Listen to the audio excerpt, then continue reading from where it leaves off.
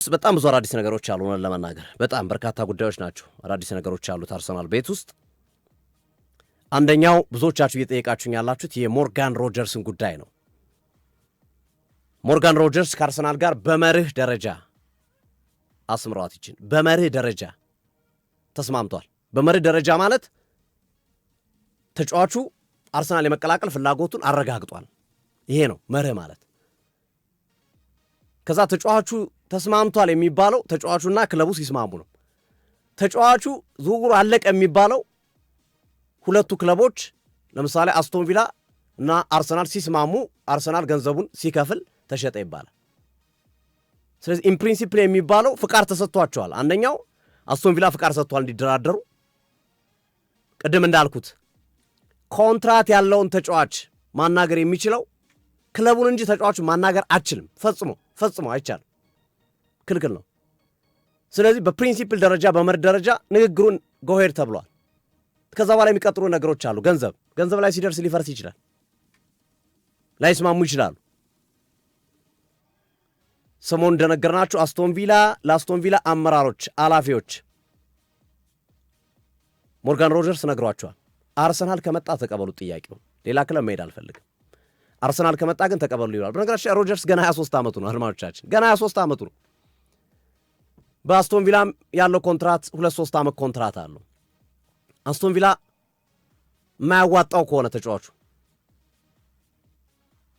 ከፍተኛ ገንዘብ የማይመጣለት ከሆነ በቂ ጊዜ ስላለው ተጫዋቹ 3 ዓመት ማቆየት ይችላል። በትንሹ 2 ዓመቱ ያቆይ 25 ዓመቱ ነው የሚሆነው። በ25 ዓመቱ ሌላ ከፍተኛ ዋጋ ሊያወጣለት ይችላል። ተጫውቶ ተጠቅሞበትም ተጫዋቹ ማለት ነው።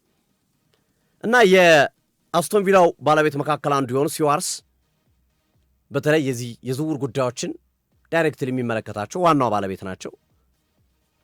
ተጫዋቹን እየለኩበት ያለበት መንገድ አለ። ማቲያስ ፈርናንዴዝ 100 ሚሊዮን ፓውንድ ካወጣ፣ ሳንድሮ ቶናሊ 115 ሚሊዮን ፓውንድ ካወጣ፣ ኢሊዮት አንደርሰን 120 ሚሊዮን ፓውንድ ካወጣ የኛ ልጅ የማን ሞኝነን 80 ሚሊዮን ፓውንድ የምንሸጠው? በቃ በእነዚህ ስታንዳርድ ነው ልጁን የምንሸጠው ይላሉ። ትልቁ መከራከሪያ፣ ትልቁ ዝውውር ላይ ሳካበት የሚችልበት ሁኔታ ነው። አርሰናል ደግሞ ተጫዋቹን ቫልዩ ያደረገበት ዋጋ በ20 በ30 ሚሊዮን ፓውንድ ያነሰ ነው። 85 ነው አርሰናል መስጠት የሚፈልገው። ስለዚህ በዚህ መንገድ ነው ያለው። ግን ሞርጋን ሮጀርስ ትልቁ ነገር ለአርሰናል ደጋፊዎች በፕሪንሲፕል ደረጃ በመርህ ደረጃ ተስማምቷል። ያ በመርህ ደረጃ ምንድን ነው? ፐርሰናል ጉዳዮች ወይም የግል ጉዳዮች አያጨቃጭቁንም፣ ዝውውሩ ማድረግ እንችላለን፣ ቪሲብል ነው፣ ይታያል፣ መሆን የሚችል ነው የሚሉት ፍቃዶች ተሰጥተዋል። ስለዚህ በቀጣይ ሳምንታት እድገቶቹ እየተሻሻሉ ሊመጡ ይችላሉ። ዓለም ዋንጫ ላይ ራይስ፣ ሳካ፣ ማዱኬ፣ ኢዜ ከበው እየጠቀጠቁት ነው ስለ አርሰናል መልካም ነገር። በዋነኝነት በተለይ ዲክላን ራይስ ይሄ ሚሽን የተሰጠው ነው፣ ተጫዋቹ እንዲያሳምን፣ ተጫዋቹ ወደ አርሰናል እንዲመጣ እንዲያደርግ ከፍተኛ ሚሽን የተሰጠው ተጫዋች ነው። ሌላው ከአርሰናል ጋር የተያዘው ጉዳይ የፔሮ ሂንካፔ ጉዳይ ነው። ማድሪድ ማርኮ ኮያን አስፈርሞ አልበቃውም የግራ መስመር ተጫዋች ለማስፈረም እና ትኩረቱን ፔሮ ሂንካፔ ላይ አድርጓል። ግልጽ ነው። ምንም ወደ ግራም ወደ ቀኝ የሚወስድ ሮመር ወይም ደግሞ አህሜት ሳይሆን ትክክለኛ መረጃ ነው። ጆዜ ሞሪኒዮ የግራ መስመር የመሃል ተከላካይ ተጫዋች ይፈልጋሉ፣ ጥራት ያለው ተጫዋች።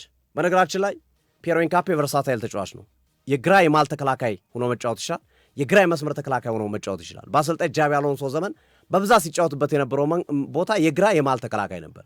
ሚካኤል አርቴታ ጋብሪኤል ማጋሌሽ ካለ ጉዳት ዓመቱን ስለጨረሰ በአብዛኛው ያጫወቱት የግራ መስመር ተከላካይ አድርገው ከካላፊዮሪ ጋር እየቀያየሩ ነው ሲጠቀሙበት ይፈልጉ። ሞሪኒዮ የሚፈልጉት በአርቴታ ሂሳብ አይደለም። ሞሪኒዮ የሚፈልጉት የግራ የመሃል ተከላካይ አድርገው ለማጫወት፣ የግራው ተከላካይን ጠንካራ ለማድረግ የመሃል ተከላካይ ላይ ማለት ነው። ፔሮ ሂንካፔ አርሰናል 45 ሚሊዮን ፓውንድ ከፍሎ ሳይጨቃጨቅ ሳይነጋገር ተጫዋቹን ከባየር ሌቨርኩሰን መውሰድ ይችላል። ካንገራገረ ግን የለም ተጫዋቹ ይቅርብኝ ወይም የተቀመጠለት የጊዜ ገደብ ላይ ዝውውሩን መፈጸም የማይችል ከሆነ ግን ተጫዋቹ ወደ ማድሪድ የመሄድ መብት ሊኖረው ይችላል። ባየር ሌቨርኩሰን መሸጥ መብት አለ። ሌላው ሁለተኛው ሲናሪዮ፣ ሁለተኛው አማራጭ አርሰናል 45 ሚሊዮን ፓውንዱን አክቲቬት አድርጎ ተጫዋቹን በኪሱ ካስገባ በኋላ ከፈለገ ለማድሪድ በ60 መሸጥ ይችላል፣ በ70 መሸጥ ይችላል። ከተስማሙ እሱ መብቱ ነው። ፔሮ ሂንካፔ አርሰናል እዚህ በፊት ካላፊዮሪን ነበረ። ካላፊዮሪን ትተውታል። ምክንያቱም ግራ መስመር ተከላካይ ላይ ሁነኛ ተጫዋች ኩኩዌያን ስላገኙ። የግራ የመሃል ተከላካይ ግን ፒየሮ ኢንካፔን አቅደዋል። እንዲህ አይነት ነገሮች በነገራችን ላይ አድማጮቻችን ከዝውውር ጋር በተያዘ ኤክስፒሪየንስ ያላችሁ ታውቁታላችሁ። አንዳንድ ማሻሻጫ ይሆናሉ። ምናልባት አርሰናል የባየር ሊቨርኩሰንን ክፍያ አክቲቬት ለማድረግ ሲዘገይባቸው ባየር ሊቨርኩሰን ሆን ብሎ በመገናኛ ብዙሃኖች ሊያስወሩ ይችላሉ። አርሰናል ቶሎ እንዲገዛቸው፣ እንዲወስድላቸው፣ ልጁን ገንዘቡን ቶሎ እንዲከፍላቸው ለማድረግ እንዲህ አይነት ስትራቴጂዎች አሉ። ዝውውር በጣም በነገራችን ላይ እንደ ዝውውር ከባድ ስራ የሚሰራበት የለም ዓለማችን ላይ። እንደ ቁማር ነው። ለምሳሌ በአንድ ወቅት ፋብሪዞ ሮማኖን በሚመለከት የተጠቀሰው ብራይተኖችና የብራይተኑን ተጫዋች የነበረው ሊያንድሮ ትሮሳርድና አሰልጣኝ የነበሩት በወቅቱ ዲዘርቢ ያሁኑ የቶተናም አሰልጣኝ መጋጨታቸውን ለአርሰናል የነገራቸው ፋብሪዞ ሮማኖ ነው እና ለሊያንድሮ ትሮሳርድ ወኪል የአርሰናሎችን ስልክና የአርሰናልን የመገናኛ መንገድ የሰጣቸው ፋብሪዞ ሮማኖ ራሳቸው የሊያንድሮ ትሮሳርድ ወኪል ነው የተናገሩት። ከዚህ በላይ ብዙ በጥልቀት የሚሰሩ ቁማሮች አሉ ከዝውውር ጋር ተያይዞ እና ይሄን ካፔ እንደዛም ሊሆን ይችላል። ግን ዝሮ ማድሪድ ይፈልጋል የመሃል ይሄንን ጆዜ ሞሪኒዮ ተናግረዋል። የግራ የመሃል ተከላካይ ይፈልጋለሁ ብሏል። ፒየሮ ኢንካፔ ይሄዲዮን አብረን የምንመለከተው ጉዳይ ነው የሚሆነው። ሌላው አርሰናል እንግዲህ ወጣቶች ላይ አተኩሯል። ለጀርሚ ሞንጋ 10 ሚሊዮን ፓውንድ ዋጋውን አቅርቦ ሌስተር ሲቲ ተቀብሎታል። ተጫዋቹ 17 ዓመት ጁላይ 10 ዛሬ ጁን 23 ነው። ከ17 ቀናት በኋላ 17 ዓመት ሲሞላው እንግሊዝ ውስጥ የተወለደ ተጫዋች ስለሆነ 17 ዓመት ይቻላል። ተጫዋቹ የአርሰናል ንብረት ይሆናል።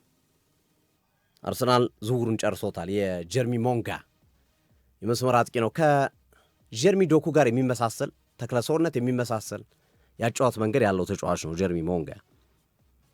ከዛ ውጪ ሌላው የሚነሳው ተጫዋች ሳንድሮ ቶናሊ ነው። ሳንድሮ ቶናሊ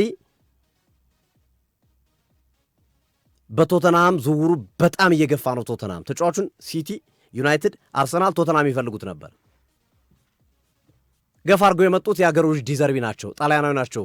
ሮበርቶ ዲዘርቢ የቶተናሙ አሰልጣኝ ሳንድሮ ቶናሊን እንደ ጠቀስኩላችሁ ከዚህ በፊት የቡድናችን ቁልፍ ተጫዋች እናደርጋለን፣ የቡድናችን ከፍተኛ ተከፋይ እናደርጋለን፣ የቡድናችን መሰረት በአንተ ላይ ነው የሚሰራው፣ አንተ ብቻ ናለን፣ ክፍያም ጉዳይ አያጨቃጭቀንም፣ ለኒውካስል የሚፈልጉትን ገንዘብ እንከፍላለን የሚል አቋም ይዘው እየተንቀሳቀሱና የመጀመሪያ 75 ሚሊዮን ፓውንድ አቅርበው ውድቅ ተደርጎባቸዋል። ነገር ግን እስከ 85 ሚሊዮን ፓውንድ ድረስ ሊቀበል ይችላል ኒውካስል። በዚህ መሃል ግን አንድ አዲስ ነገር ተፈጥሯል።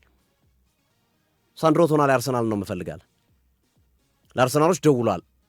ኢዜ አይነት ዝውውር ማለት ነው። የኢዜ አይነት ዝውውር ኢዜን አርሰናል ሃይጃክ አድርጎታል። ፒየሮ ኢንካፔንም ከቶተናም ሃይጃክ አድርጎባቸዋል። ነገራችን ላይ አርሰናል ኢዜ ቶተናም ጉዳዩን ጨርሶ ወደ ቶተናም ሊዘዋወር ተስፋ ቆርጦ በቃ አርሰናል አልፈለገኝም ብሎ ሊያመራ ሲል በአንድ ስልክ ነው አንድሪያ ቤርታ የካይ ሃቨርትዝን ጉዳት ተከትሎ ኢዜ እንዲመጣ የሆነው እና ሳንድሮ ቶናሊም እንደዚህ አይነት ሲናሪዮ ከተፈጠረ ብሎ ለአርሰናሎች ጥያቄ አቅርቧል። ከፈለጋችሁኝ ተሎ አሳውቁኝ፣ ሳልወስን ሳልሄድ እኔ ቅድሚያ የምሰጠው ለእናንተ ነው፣ የአርሰናል ፕሮጀክት አባል ብሆን በጣም ደስ ይለኛል፣ የሚካኤል አርቴታ አድናቂ ነኝ የሚል ሀሳብ ያለው መልእክት በኤጀንት በኩል ልኳል። አርሰናል ሃይጃክ ያደረገው ይሆን? ይህንን ዝውውር ይጠልፈው ይሆን? ሌላው ተጠባቂ ጉዳይ ነው። ከዛ ውጭ ዳሪዮ ኦሶሪዮ የተባለ 22 ዓመት ልጅ አዲሱ አሌክስ ሳንቼዝ እያሉት ነው። ቺሊያዊ ነው። በሁለቱም መስመሮች ይጫወታል። በ75 ጨዋታ 17 ጎል አስቆጥሯል። ከ2023 ጀምሮ በሜትራንድ እግር ኳስ ክለብ የተጫወተ ይገኛል። የተጫዋች በዴንማርክ ሊግ ዳሪዮ ኦሶሪዮ ሌላው አርሰናል ራዳር ውስጥ ያለ ተጫዋች እንደሆነ እየተጠቀሰ ነው የሚገኘው። እነዚህ ነገሮች እንግዲህ በመድፈኞቹ ቤት አዳዲስ ነገሮች ናቸው። የዝውውር ጉዳዮችን ጨርሰናል። አጋሮቻችን ዶክተር ሞቤ ጥርስ ሕክምና ማዕከል ይመቻችሁ ያላችሁ ይገኛል። ሮሜ በሳሎና ስፓም ሌላዚህ ፕሮግራም የክብር አጋር ነው። ለቦታው ትክክለኛ ቦታ ነው። እናት ባንክ ሌላዚህ ፕሮግራም የክብር አጋር ነው። ኤርሚሲ ነው የሲኖትራክ ችግር